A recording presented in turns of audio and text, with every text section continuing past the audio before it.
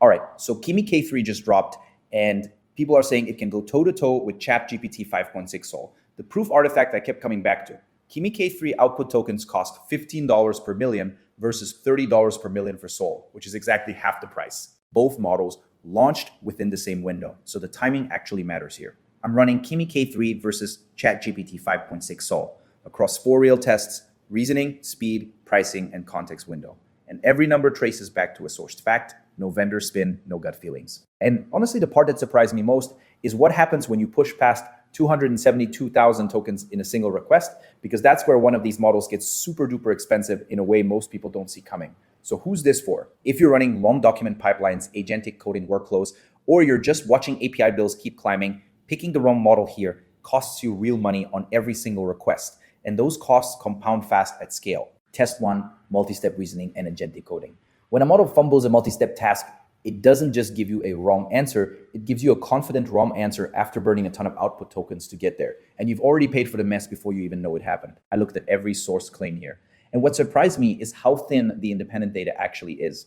Both vendors claim strong agentic coding, but Kimi's own blog admits K3 trails GPT-5.6 Sol overall, and Sol's 54% token efficiency gain on agentic tasks comes from a blog post, not an independent benchmark. So take that with a grain of salt. Now, before anyone calls this for Sol, I want to be honest. There are no independent numeric head-to-head scores here.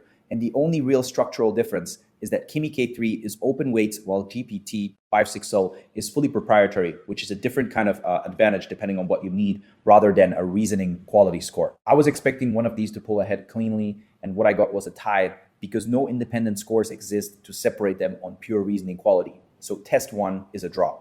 Scoreboard sits at Kimi K3 0, GPT 5.6 Sol 0, 1 tie. And the open weights advantage for Kimi K3 is real but structural, not a reasoning quality win. Test 2, response latency and throughput speed. If you're literally hammering a model with requests in an interactive workflow and you're waiting 4 minutes just for the first token, that's a broken user experience and it can tank a whole product demo or a live pipeline. What surprised me here is that only one side has real numbers. Artificial analysis measured Kimi K3 at 33 tokens per second output and a 237-second time to first token, which is high because always-on thinking runs before any output appears. But for GPT 5.6 Sol, there's no published tokens per second figure and no TTFT number anywhere in the sourced evidence. Honestly, Kimi K3's 237-second TTFT sounds brutal, but that's the cost of always-on thinking mode, and for batch or async workloads, you might not care at all. So the real issue is we can't compare Sol speed because there's no data, and on top of that, Kimi K3 has frequent rate limit errors on OpenRouter right now, which is a separate operational problem. I was expecting to find at least some published speed numbers for Sol, and there just aren't any. So I can't hand this to either model on raw latency. And even though Sol has a structural capacity edge because Kimi K3 is hitting 429 errors, the overall test lands as a tie. That's Kimi K3 0, GPT 5.6 Sol 0, 2 tied now, has 3, API pricing and cost efficiency. You build a workflow, it looks affordable at small scale, and then you run it at volume, and your bill is 3 times what you budgeted because you didn't check the output token price or the long context surcharge before you committed. I looked at the verified pricing pages and the artificial analysis data, and the gap is pretty clear. Kimi K3 output tokens are $15 per million versus $30 per million for Sol. Input is $3 versus $5. And Kimi K3's blended rate from artificial analysis comes in at $2.31 per million with 95 cents per completed task versus Sol's $1.04. Honestly, I expected the always-on reasoning token burn to close the gap more than it did, but Kimi K3 still wins on cost per task even with that overhead. So Kimi K3 takes test 3 and it's not close on list rates. That puts the scoreboard at Kimi K3 1, GPT 5.6 Sol 0, 2 tied. Test 4, context window and long document handling. You load up a 500,000 token document, hit send, and your input cost just doubled without any warning because you crossed an invisible threshold.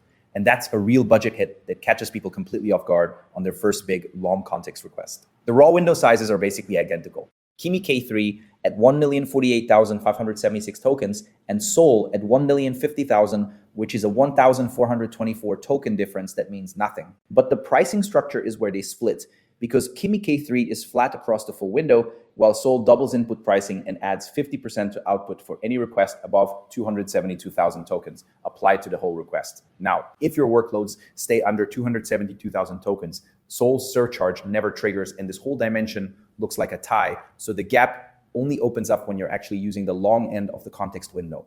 And Kimi K3's mooncake caching is automatic with no write fee, where Sol charges $6.25 per million for cache writes. On top of everything else, I was expecting both models to basically tie here, since the window sizes are nearly the same, but the cost architecture is genuinely different once you go long. So Kimi K3 wins test 4 on pricing structure and free automatic caching, which brings the running total to Kimi K3 2, ChatGPT 5.6 Sol 0, 2 tied.